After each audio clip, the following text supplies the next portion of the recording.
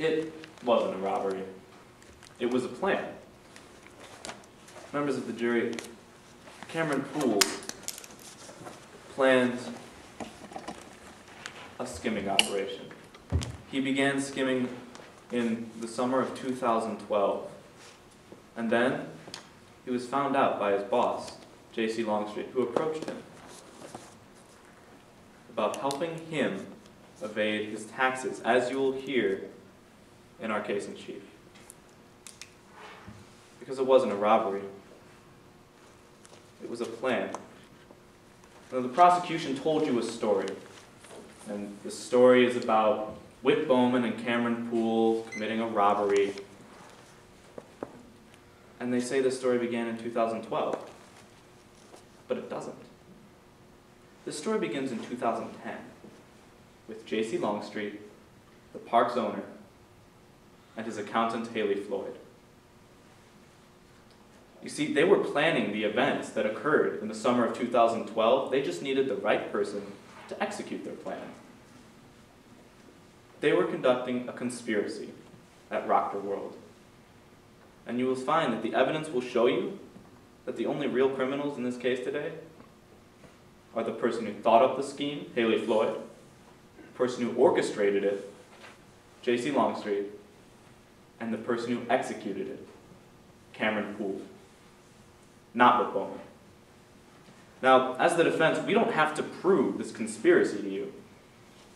We don't even have to show you that it probably happened. We just have to show you that it could have happened, and nothing more.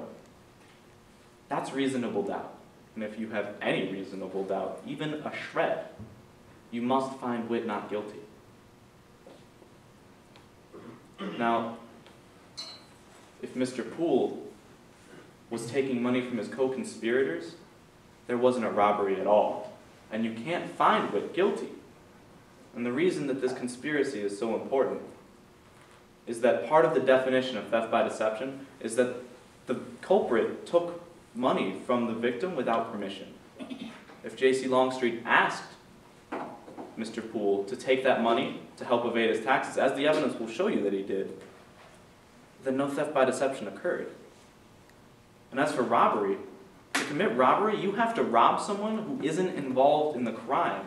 The evidence will show you that Mr. Floyd thought up and helped execute Mr. Longstreet's plan, meaning there was no robbery at all. And if there was no theft by deception and there was no robbery, then there is no guilty for Whit Bowman. Now, we're not asking you to just take it on our word that this conspiracy occurred. We're going to bring before you 3 witnesses to help lay out the evidence. The first is Jackie Hunter, a former employee of Rock the World and a current reporter at the Midlands Voice. She's going to tell you how she found suspicious bracelets in the dumpster in 2010 and then investigated Mr. Longstreet and Mr. Floyd's trailer, finding bracelets scattered all about in 2 sets of record books. And after she found this, you're going to hear how Mr. Floyd walked into that trailer, saw what Jackie Hunter saw, and then dismissed her, saying, "Mind your own business."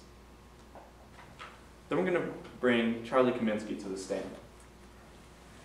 And Ms. Kaminsky is going to tell you how she owns a limousine driving company, and she was the accidental getaway driver for Mr. Poole. And she's going to tell you about 2 conversations that she heard in the back of her limo.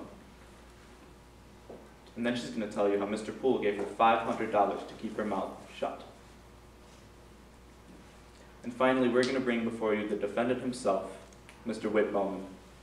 He's going to tell you that he may have known what Mr. Poole was doing, taking bracelets, skimming money off the top, but he didn't think there was any harm in it.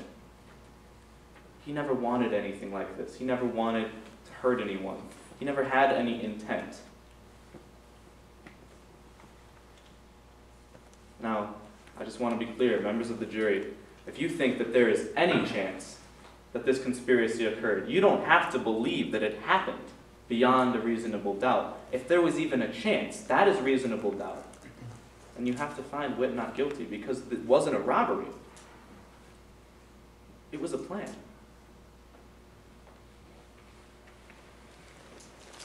Okay, thank you. The prosecution ready to call their first witness? Yes, Your Honor. Okay.